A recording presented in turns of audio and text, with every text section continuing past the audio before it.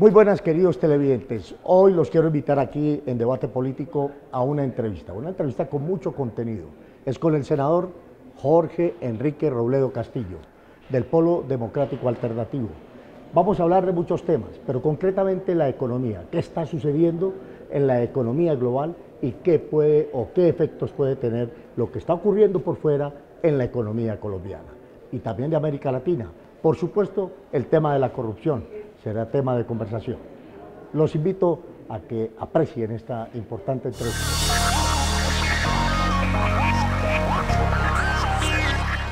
Bien, como les dije, una entrevista interesante, la que tenemos con el senador Jorge Enrique Robledo. Él es candidato presidencial ya por el Polo Democrático Alternativo, pero es un senador que juega un papel muy importante aquí en el Congreso de la República, porque se le ha conocido como uno de los hombres serios, estudiosos, que se hace una oposición programática también en todos sus debates de control político, sea en la Comisión Quinta, a la cual pertenece, o en la plenaria del Senado de la República. Pues bien, senador Robledo, gracias por estar aquí en Debate Político y programa del canal del Congreso, claro está. Y quiero empezar con usted preguntándole, el señor Trump acaba de posesionarse, lleva 42 días, 43 días en la presidencia de los Estados Unidos, y el señor entró pegándole una patada al tablero de la economía mundial, al tema de la globalización y concretamente poniendo en crisis eso que usted siempre ha criticado, el neoliberalismo. ¿Cómo lo observa usted? ¿Cómo lo valora? Bueno, Jairo, con mis agradecimientos por su hospitalidad y a sus televidentes mis saludos. El tema de Trump es un tema bien interesante porque permite mirar las cosas de distintas maneras. Hagamos un ensayo diciendo esto. Lo primero es que él gana porque él logra representar en muy buena medida lo que el pueblo norteamericano detesta. Ese es un voto como de castigo, es un voto de rebeldía. El primero derrotó a la maquinaria del Partido Republicano, la derrotó en las primarias. Y después derrota la maquinaria del Partido Demócrata, que estaba representado en Hillary Clinton. Él derrota lo que en Estados Unidos llaman a Washington. Washington en Estados Unidos son los congresistas, los ministros, la alta burocracia del Estado. El pueblo norteamericano le tiene una repulsa grande a eso, y más ahora porque si hay un pueblo que ha sufrido los rigores del libre comercio, del neoliberalismo, del consenso de Washington, de todas esas cosas que en Colombia también sufrimos, es el pueblo norteamericano. Esto es bien interesante señalarlo. Al pueblo norteamericano no le ha ido bien en el libre comercio. Linda Sánchez, una congresista norteamericana con la que yo alguna vez hablé en Washington, cuando estuve en mis campañas contra el TLC, me resumió la cosa muy bien resumida. Decía la representante a la Cámara, decía, es que el libre comercio le sirve a las élites de Estados Unidos y a las élites de Colombia, por ejemplo, pero pone a sufrir al pueblo de Colombia y al pueblo de Estados Unidos. Esa es, digamos, la situación. Entonces, ese pueblo norteamericano termina respaldando a Trump como un voto de castigo a todo lo que ha venido sufriendo, porque Trump monta un discurso donde critica las cosas del libre comercio, el desempleo, el cierre de las empresas, la concentración de la riqueza, muchas cosas, y el pueblo norteamericano vota castigo, como votaron en Inglaterra el Brexit, sí, que fue también un voto de castigo a todo el establecimiento. Pero ojo, la pregunta clave es esta: ¿realmente Trump representa una posición contra eso?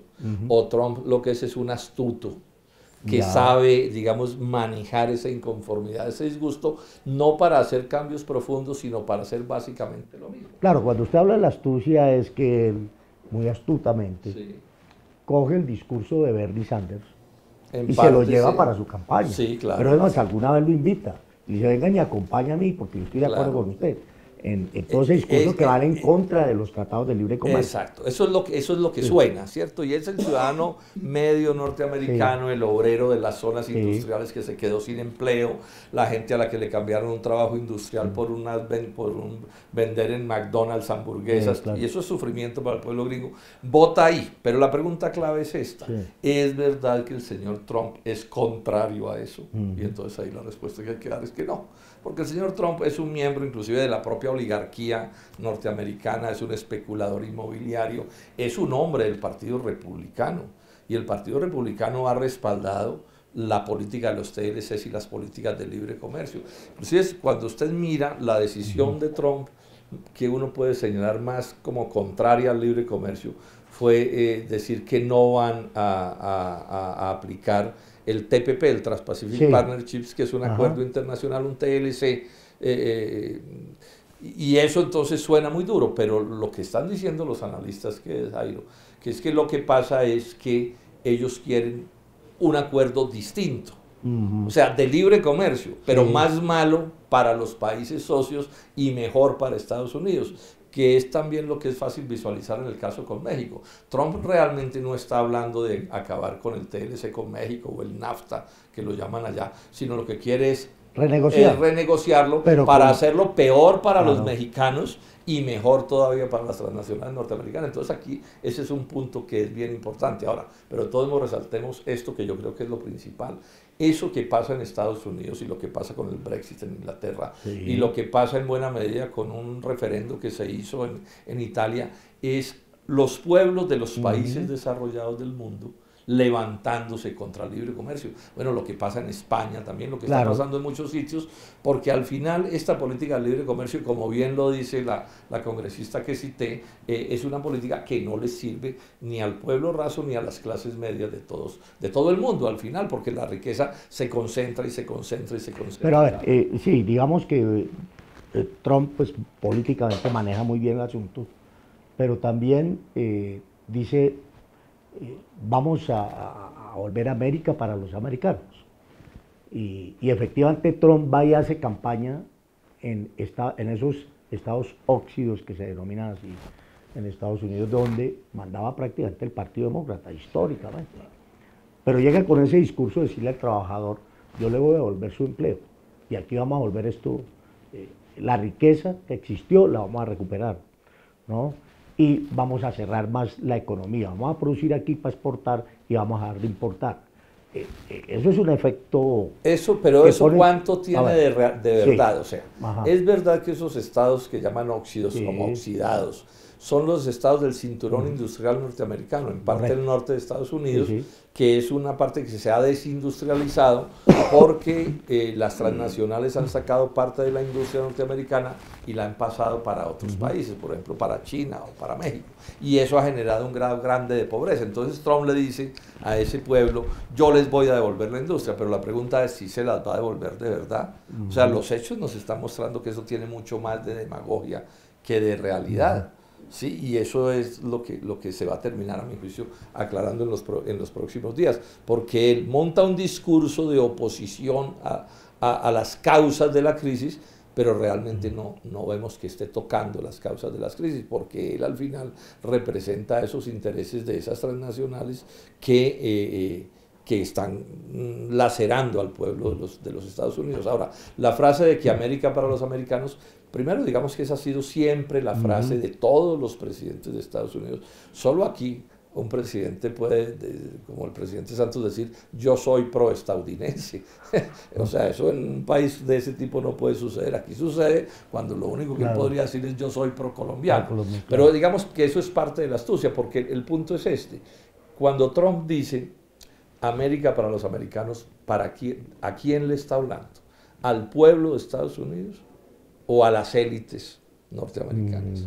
¿Sí? Y entonces, finalmente, lo que estás diciéndole a las élites, yo les voy a mejorar los negocios. Pues, digamos, realmente, ahí le hace la demagogia. Claro, y la gente le vota confundida, pero él se parece mucho más a Hillary Clinton que lo que el pueblo que votó por Trump puede pensar, porque finalmente toda la política internacional norteamericana ha sido siempre una política bipartidista.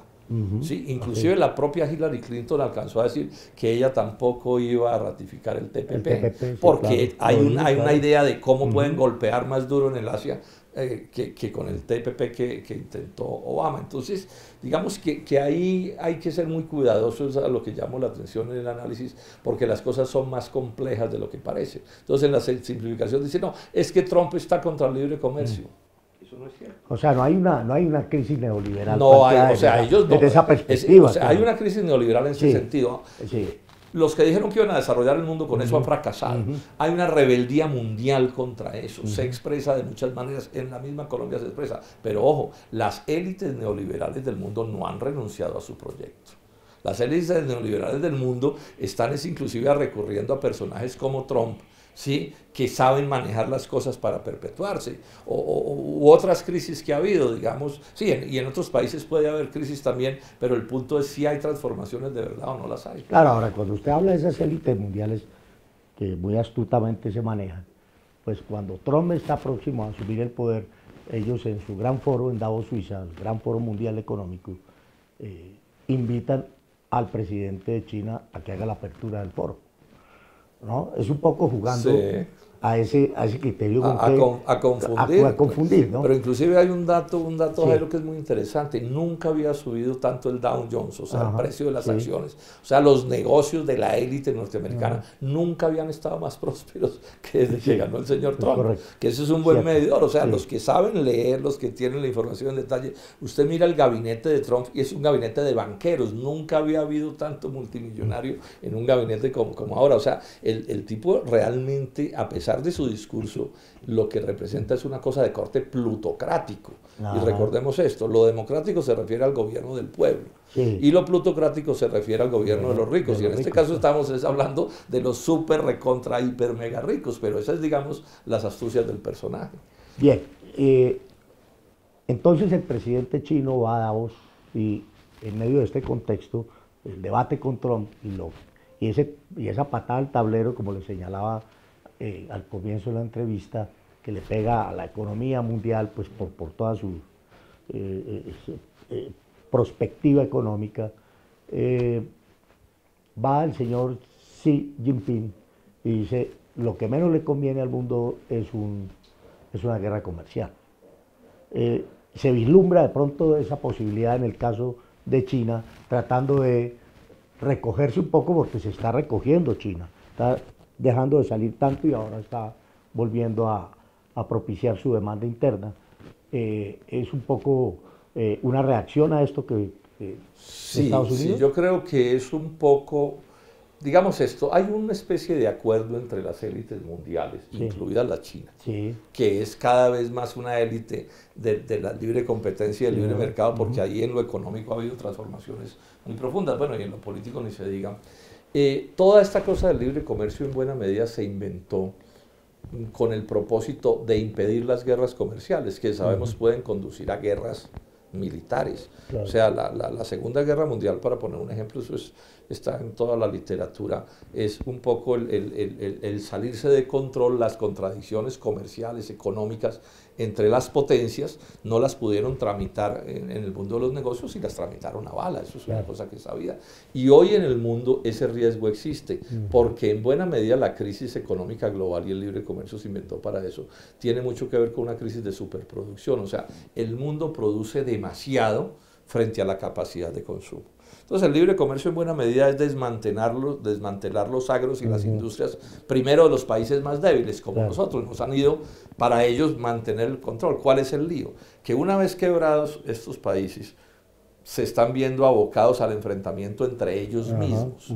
Y entonces el discurso es: enfrentémonos, pero en los negocios, solo en los negocios, no vayamos a convertir esto en una guerra ya en caliente, ¿sí? Y a ese es un poco el llamado que hace el presidente chino, que es diciendo: ojo, señor Trump, tenga cuidado con lo que está diciendo, porque usted se puede meter por un camino muy peligroso. Ahora, si uno mira ya los hechos, hasta donde se ven las cosas, el lenguaje en este terreno, Trump lo ha venido moderando. Bastante. Sí, ha venido, o sea, metiéndose en el juego de la ortodoxia. O sea, él hace un discurso por fuera de la ortodoxia para ganar las elecciones, pero era una cosa que era más o menos previsible. Los grandes poderes norteamericanos lo van a ir a conductando cada vez más, porque claro, el poder de las corporaciones es inmenso. Entonces, ese es, digamos, el forcejeo, pero es verdad una cosa, la contradicción está ahí.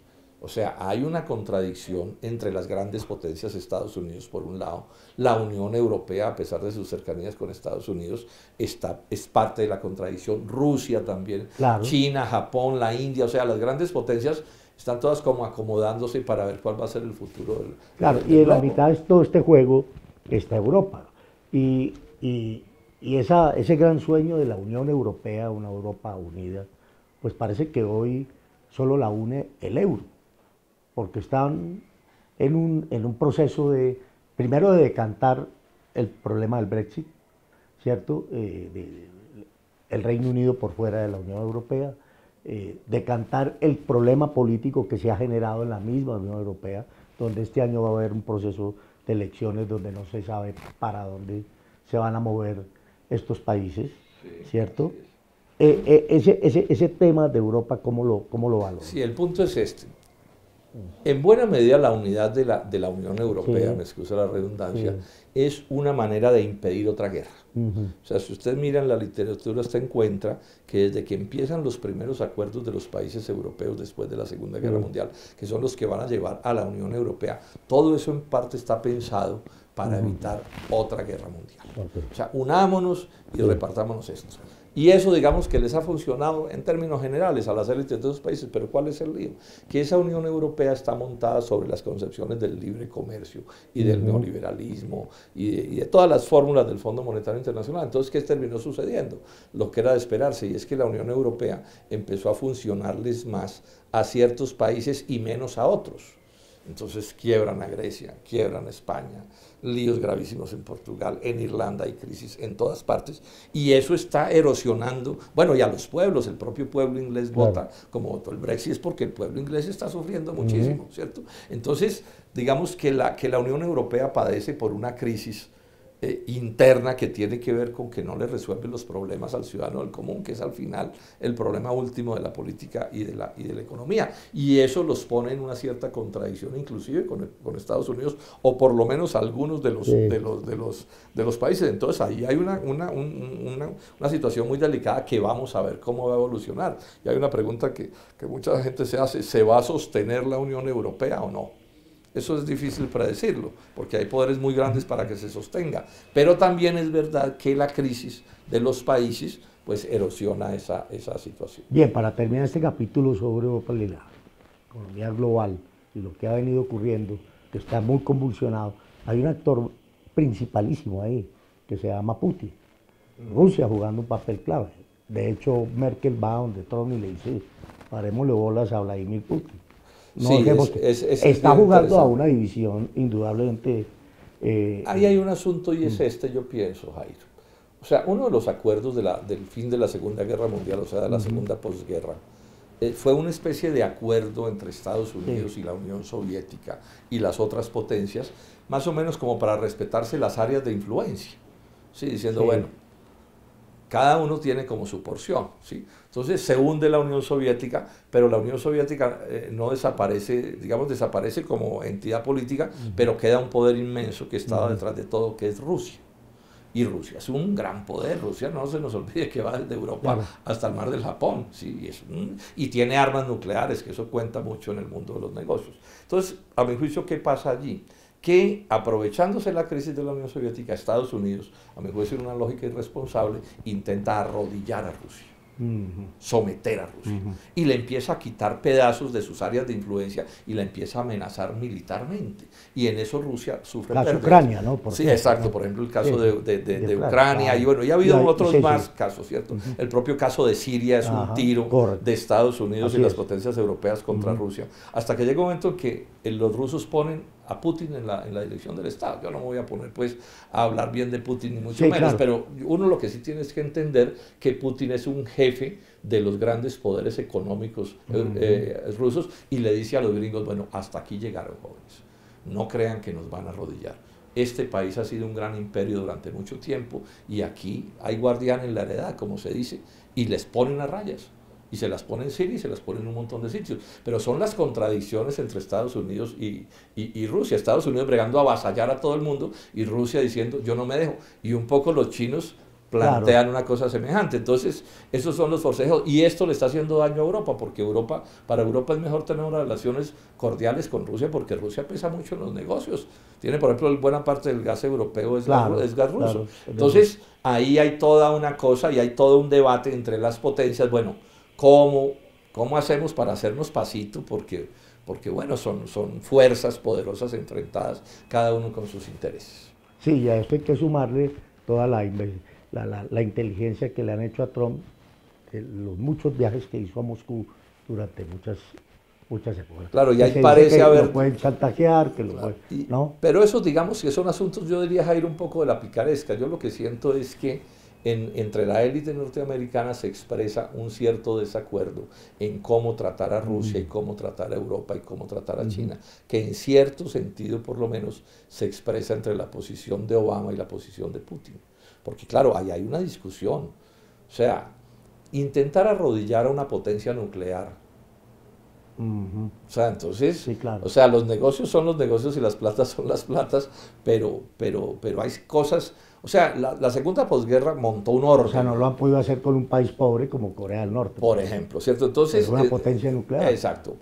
Se creó un orden y bueno, si van a cambiar ese orden, ¿cómo lo van a cambiar? A las patadas, Claro. que cada uno haga lo que se le dé la gana o les toca moverse con cierto cuidado. Todas son cosas que se están como aclarando en estos días. Muy bien, vamos a hacer un corte y volvemos en esta interesante conversación con el senador Jorge Enrique Robledo. No se muevan de ahí, por favor.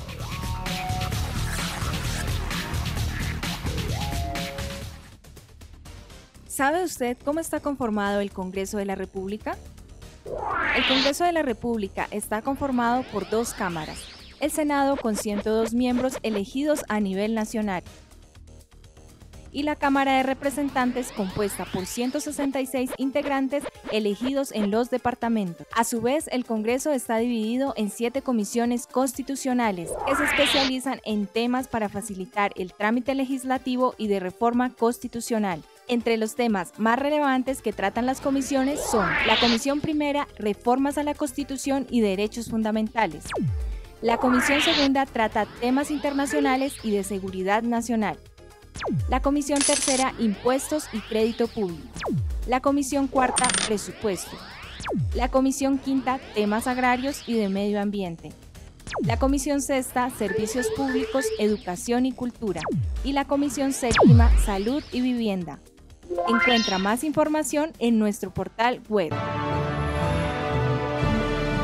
Canal Congreso. Aquí vive la democracia.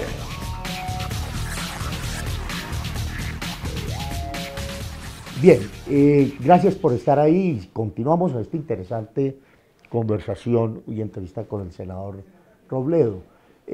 Bueno, hecho ese contexto internacional y de lo que viene ocurriendo, indudablemente el mundo está convulsionado y eso tiene que afectar a una región como América Latina y obviamente a un país como Colombia.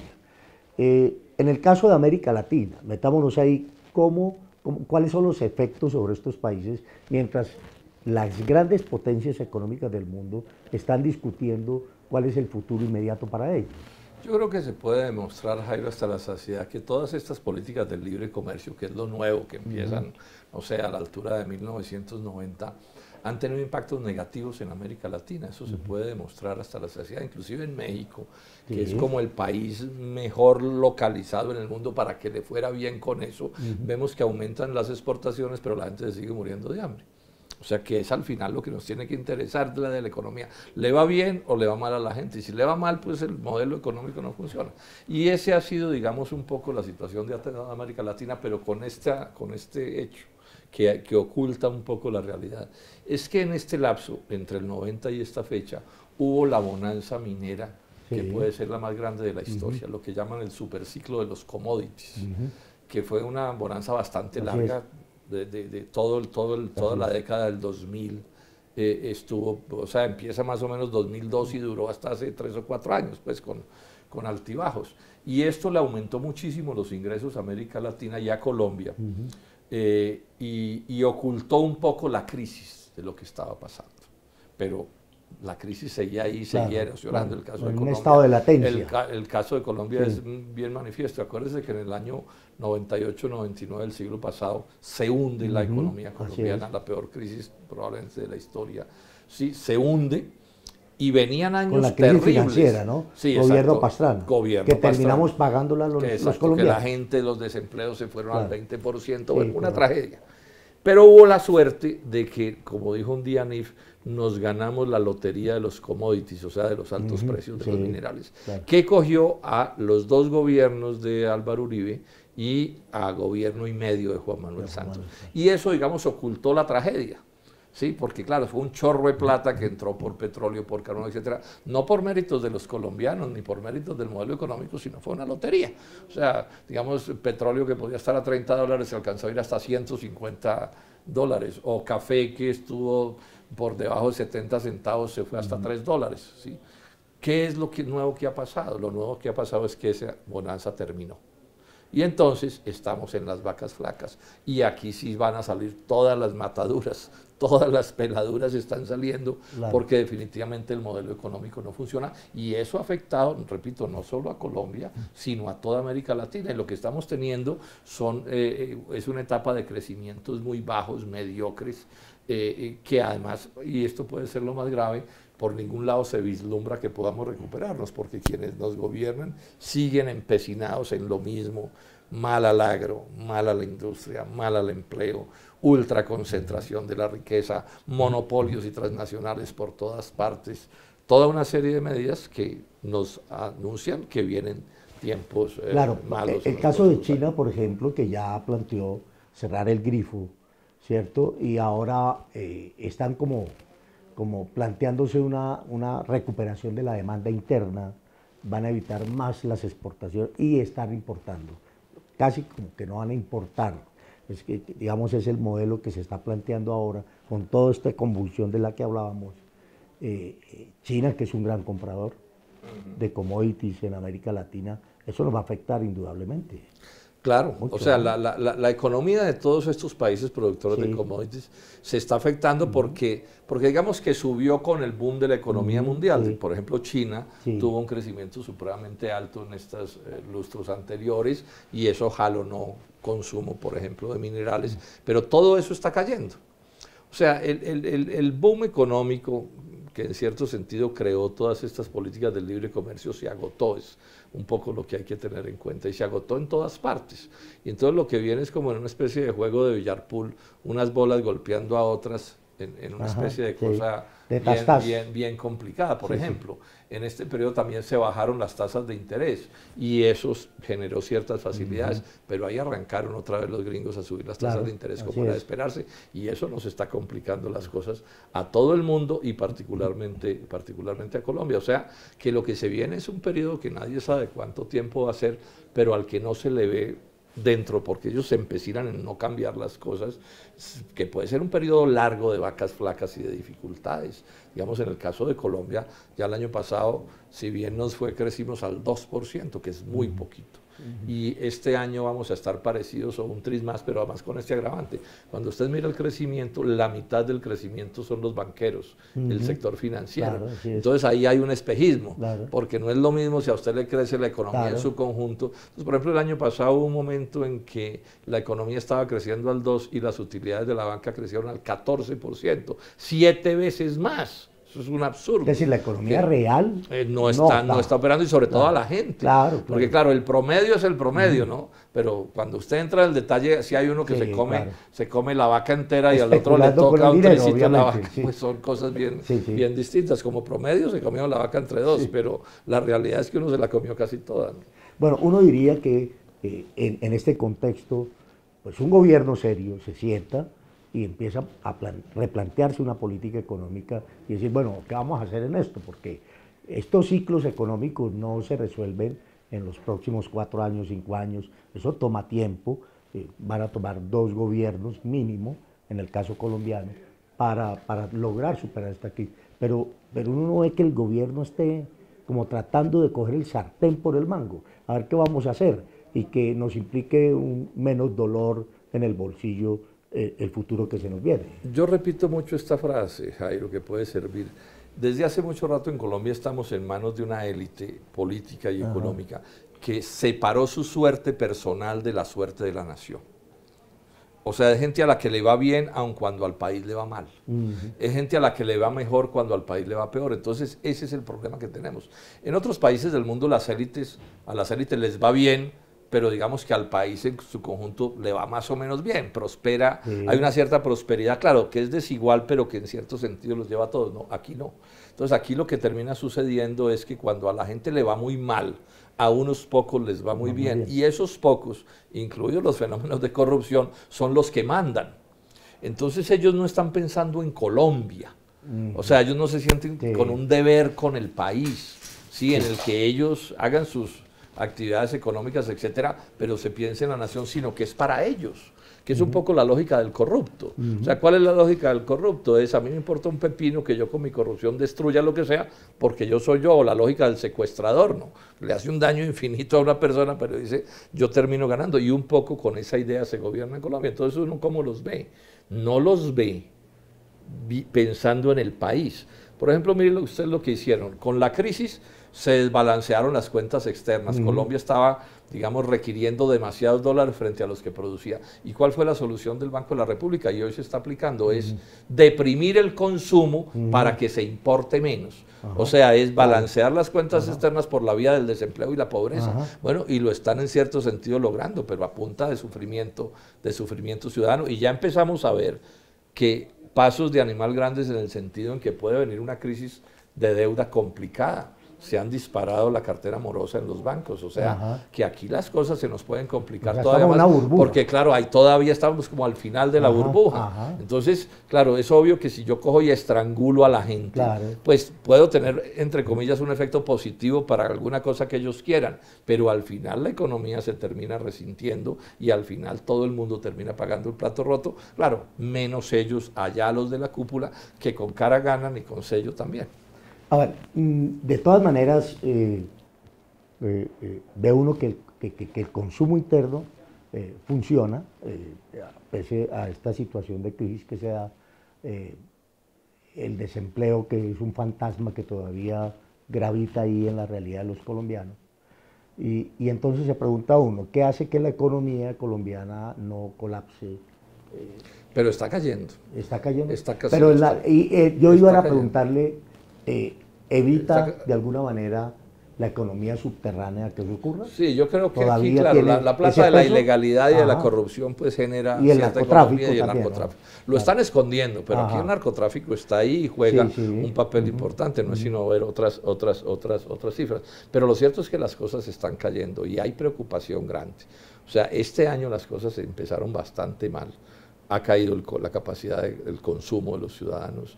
Está aumentando la cartera vencida en proporciones importantes.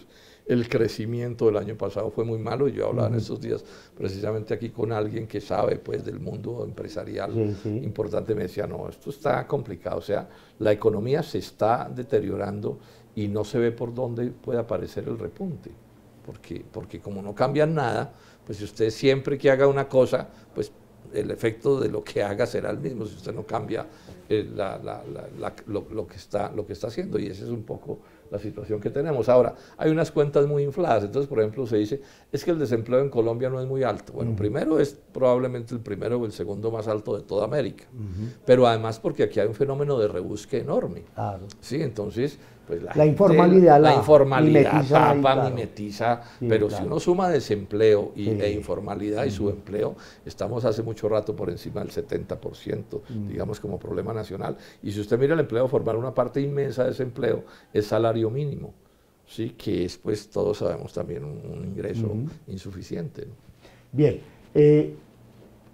alguien me decía, hablando de la economía colombiana, porque es que lo comentábamos con usted, en Colombia el debate económico es bastante precario y nos quedamos solamente con la voz oficial, pero aquí nunca se discuten las medidas económicas del gobierno. Y él me decía, es que vivimos en una economía absolutamente mediocre, una economía mediocre que solo se preocupa por pagar su deuda externa, hacerle caso al Fondo Monetario Internacional, al Banco Mundial y aplicar sus políticas de restricción al máximo, ¿sí? Pero nunca se piensa en términos de país y cómo tratar de plantear una salida precisamente a esas exigencias, que no necesariamente tengan que llevarse de calle el bolsillo de los colombianos.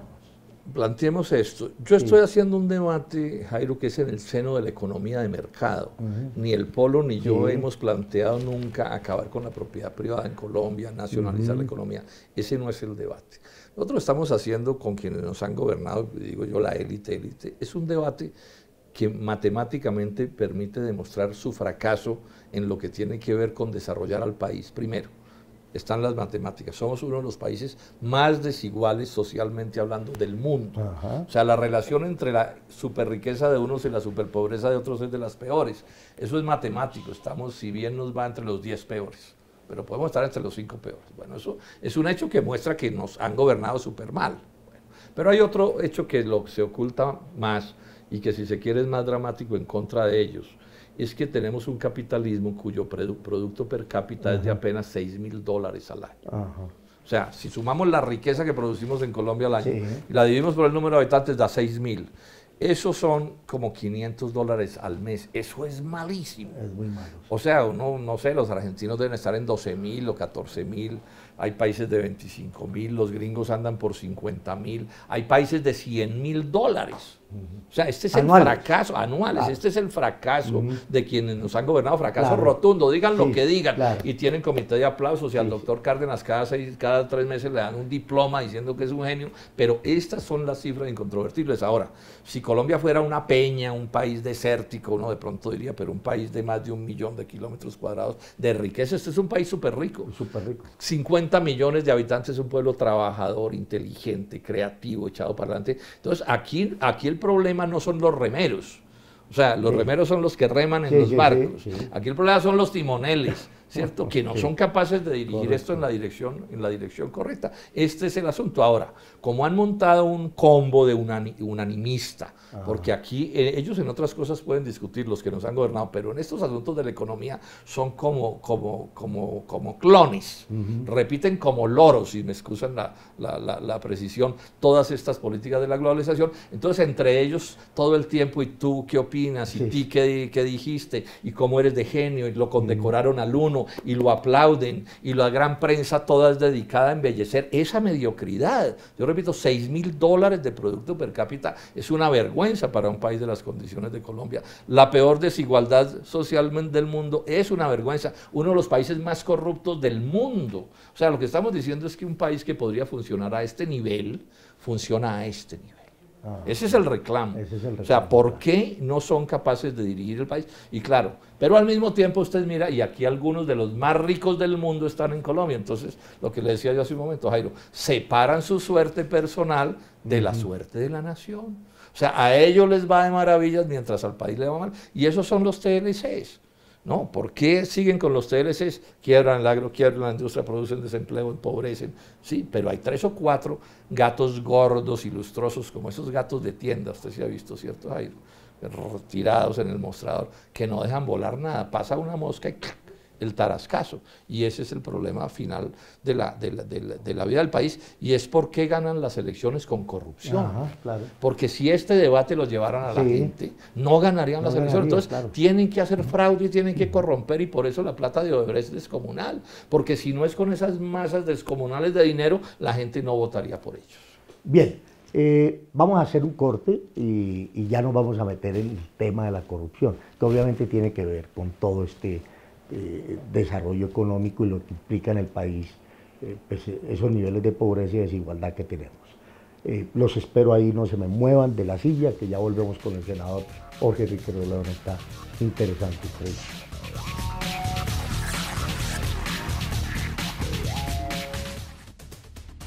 ¿Sabe usted cómo está conformado el Congreso de la República? El Congreso de la República está conformado por 2 cámaras. El Senado con 102 miembros elegidos a nivel nacional y la Cámara de Representantes compuesta por 166 integrantes elegidos en los departamentos. A su vez, el Congreso está dividido en 7 comisiones constitucionales que se especializan en temas para facilitar el trámite legislativo y de reforma constitucional. Entre los temas más relevantes que tratan las comisiones son la Comisión Primera, Reformas a la Constitución y Derechos Fundamentales. La Comisión Segunda trata temas internacionales y de seguridad nacional. La Comisión Tercera, Impuestos y Crédito Público. La Comisión Cuarta, Presupuesto. La Comisión Quinta, Temas Agrarios y de Medio Ambiente. La Comisión Sexta, Servicios Públicos, Educación y Cultura. Y la Comisión Séptima, Salud y Vivienda. Encuentra más información en nuestro portal web. Canal Congreso. Aquí vive la democracia.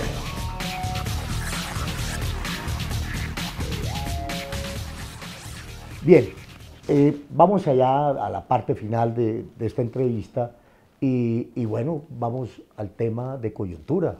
Es un tema que esperamos que no se vaya a dormir ahí, que no le van a bajar el perfil, ¿no? Que es el tema de la corrupción.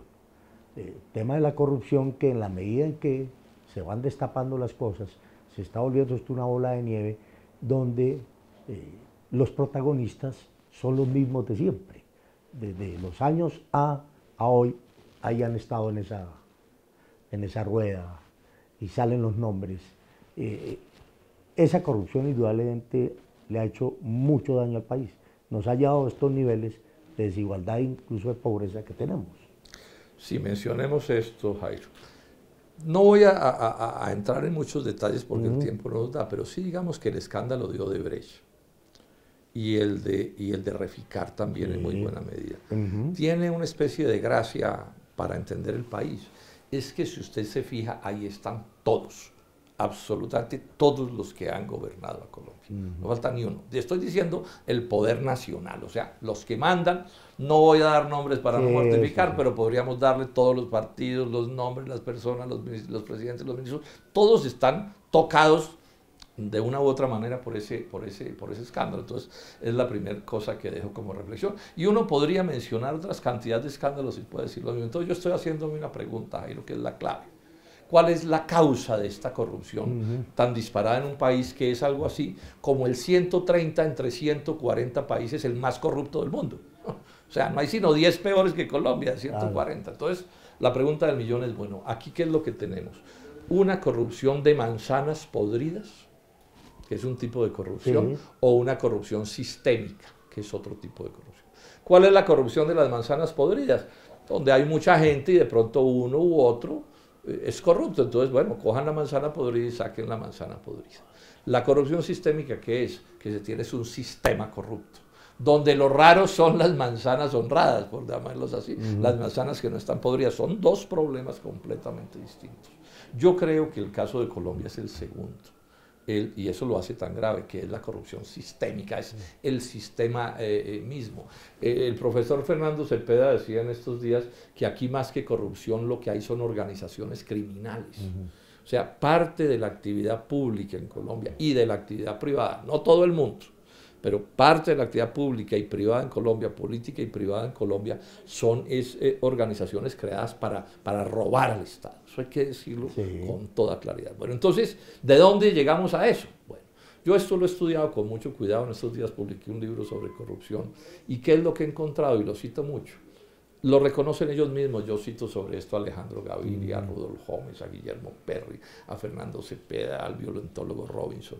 ¿Y qué concluyen todos? Dicen que aquí cuando se creó el Frente Nacional hubo un acuerdo de las élites económicas y políticas para gobernar en beneficio de ellas mismas y enriquecerse los unos y los otros y ganar la lucha política con corrupción. Clientelismo es la palabra que usa. Clientelismo. Ahora, el clientelismo son todas las formas de corrupción que ustedes quieran. Entonces, aquí llevamos durante 50 años unos tipos en el poder que pueden gobernar de la peor manera, pero ganar las elecciones. Porque ellos, ¿qué es lo que dicen? Es que a nuestros adversarios los derrotamos con clientelismo. Inclusive tiene una frase una palabra que están usando en estos días. Es que al populismo lo derrotamos con clientelismo. O sea, digamos que justifican su corrupción con el cuento de que es que los otros, los que somos de la oposición, que dicen que somos peores y nos llaman populistas. Ahora, ¿qué es populismo? Cualquier cosa que a ellos no les guste. Entonces, si yo digo, oiga, no se roben la plata, populista. Si digo, oiga, pero es que no hay agro y no hay industria, populista, ¿cierto? Oiga, pero es que no se le regalen a las transnacionales, populista. Y justifican esto con corrupción. Entonces, este es el caso clásico de separar la suerte personal de la suerte de la nación.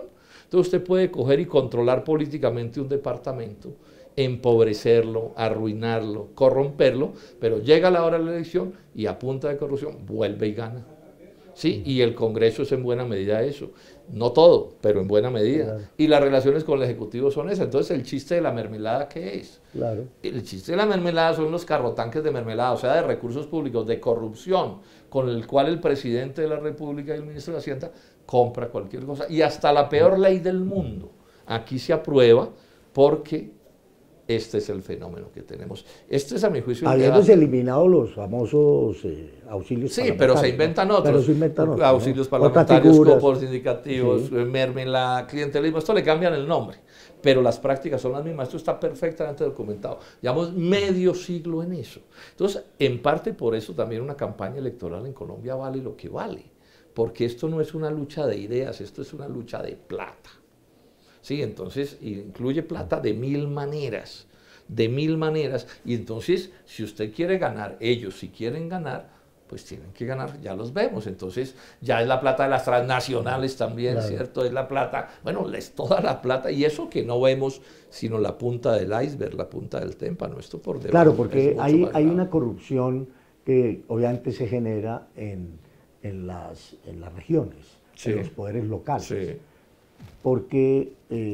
pero está conectada con la nacional, claro, eso sí. Es mentira. No, o es que bien, la corrupción es regional. Sí, no, de acuerdo. O sea, sí. Los Kiko Gómez en La Guajira también los hay en Bogotá. Claro, y están conectados igual, los de aquí con los de allá. Así claro. así es, claro.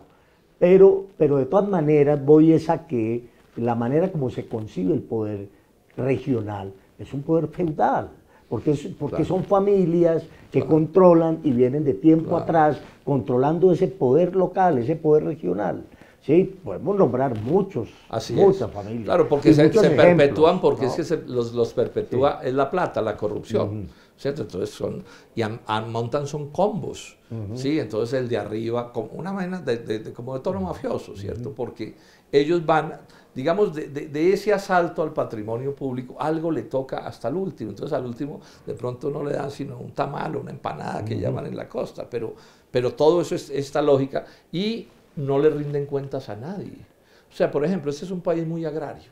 Han destruido al agro con los TLC de manera sistemática. Estamos importando 12 millones de toneladas de productos del agro y las estamos importando porque quienes nos han gobernado han impuesto una política internacional absolutamente equivocada y sin embargo los campesinos colombianos votan por ellos. Ajá. ¿Y por qué votan por ellos? Porque los engañan, los manipulan, claro. los enredan, y todo esto es aceitado a punta de plata. Porque ese es, digamos... No, pero además mediados por unos terratenientes. No, y por todo, por eso, todos los poderes claro, y los medios de comunicación. Claro, o sea, claro. Es todo una... Es que el acuerdo de hace 50 años es un acuerdo entre las élites económicas y políticas de Colombia. Y lleva 50 años aceitándose, y se casan entre ellos, y son primos entre ellos, y van y vienen, y ustedes los miran, y son verdaderos combos. Verdaderos como no digo, repito, sí. Que cada persona que está en política sea un corrupto, no digo que cada funcionario sea un corrupto, no digo que cada miembro del sector privado sea un corrupto, pero sí digo que hay unos poderes inmensos claro. Que pueden darse el lujo de gobernar de la peor manera y sin embargo ganar las elecciones. Es que en los países democráticos de verdad el que gobierna mal lo tumban. Lo tumba, claro. ¿Cierto? Ahora, claro. En Colombia, para que no dejemos la desesperanza sembrada, también llegará el momento en que los colombianos nos vamos a rebelar contra eso y los vamos a derrotar. Eso también termina pasando, porque tanto va el cántaro a la fuente que al fin se rompe. Los hechos demuestran que a veces cuando la gente, como se dice coloquialmente, cuando la gente dice estamos mamados, que es lo que hoy estamos diciendo todos en Colombia, estamos mamados, también llegan momentos de transformación y de cambio. Bien, para finalizar, ya después habrá tiempo para que nos sentemos a hablar de política y de las aspiraciones suyas. Habrá tiempo durante este año que resta para las próximas elecciones, pero una salida posible a esto, como para dejar un mensaje de esperanza para la gente. El mensaje es derrotarlos. Aquí hay una cosa que hay que señalar. Ellos están mandando, y han mandado durante medio siglo por lo menos, porque les va de maravillas. Ellos, ¿por qué habrían de cambiar esto? Repito, no quiero dar nombres, pero piensen en cualquiera de ellos. Es que, como se dice coloquialmente, no les duele una muela. Viven en el paraíso terrenal. Cuando de pronto, de milagro, algunos lo cogen por corrupto, le dan la mansión por cárcel, incluida la piscina. Sí, porque pues Entonces, claro, ellos no quieren cambiar nada. Entonces, aquí el problema de fondo es que los colombianos entiendan que si queremos cambiar, la gente tiene que cambiar su manera de votar, Jairo. O sea, el cambio no se hace con los mismos. Si yo voto por mi verdugo, pues me toca estirar el pescuezo porque lo que se viene es la guillotina, y esa es un poco la tragedia del país. Ese es el punto. Ahora, ¿dónde está mi esperanza? Es que los pueblos también a veces se cansan, se maman, como se dice, se les llena la copa, ¿sí? Y ese día los pueblos votan cambio. Y uno lo ve en votaciones locales, de vez en cuando en un municipio, en un sitio u otro, la gente como que se revela y vota cambio, vota distinto. Y ahí no vale corrupción, ni clientelismo, ni vale nada. Eso es lo que va a terminar sucediendo en Colombia. ¿Cuándo? Pues eso es imposible preverlo, pero estamos viendo muchos signos que dicen que, guardadas las proporciones, pero digámoslo así, nos estamos acercando a un 20 de julio de 1810. Acuérdense que aquí los españoles mangonearon 300 años, y se supone que no pasaba nada, y un buen día la gente dijo, no, nos aburrimos, vamos a cambiar las cosas. Claro, estamos hablando de cosas bastante diferentes, pero la figura de que a la gente se le llena la taza, se mama, es una figura cierta, y eso de vez en cuando pasa en los países. Bien, no me quiero ir sin antes preguntarle, el Polo Democrático Alternativo hizo su acto de contrición respecto del caso de los hermanos Moreno. Sí, sobre eso digamos esto. Eso que sucedió en esa alcaldía de Bogotá no ha debido suceder, Jairo. Nos avergüenza, hemos pedido excusas, tomamos decisiones sancionatorias con quienes estuvieron encabezando ese proceso. Todo eso negativo que haya sucedido aquí, toda esa corrupción, fue contrario a nuestras concepciones. Es que cuando el Polo se crea, y esto es bueno decirlo, en Colombia llevaban ya 40 años robándose esto. O sea, el Polo en cierto sentido es una víctima de ese tipo de prácticas contra la que nos creamos. O sea, usted mira el ideario del Polo y estamos contra eso. Entonces, si alguien del Polo cae en un acto de esos, lo que está es actuando contra nuestras propias convicciones. Y eso nos sucedió, y repito, pedimos excusas, nos avergüenza, tomamos las determinaciones que alcanzamos a tomar. Pero en lo que quiero enfatizar es esto: nosotros no nacimos con esa idea. Si a nosotros fuéramos partidarios de esa manera de gobernar, pues no habríamos estado en la oposición, ni estaríamos hoy en la oposición, ni hubiéramos sido oposición del gobierno anterior.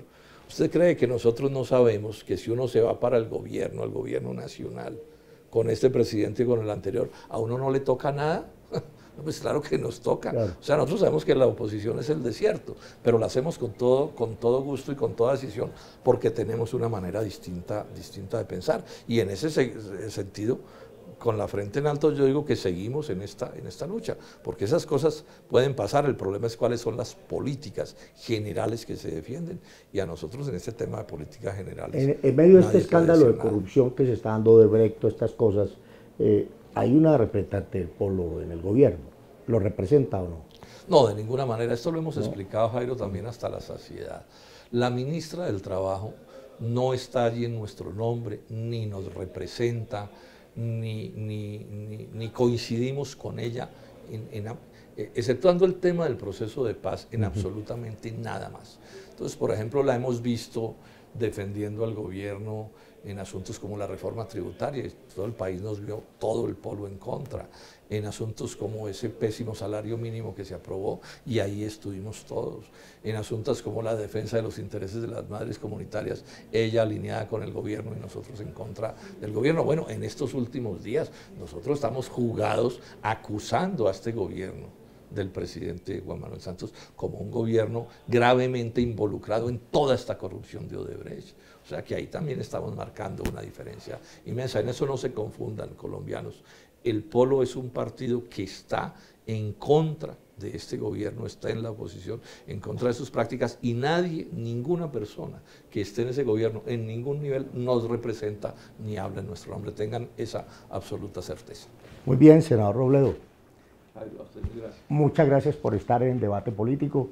Espero que les haya gustado esta conversación y los espero para una próxima entrevista y que obviamente será muy pronto. Muchas gracias por estar ahí y que tengan buen día.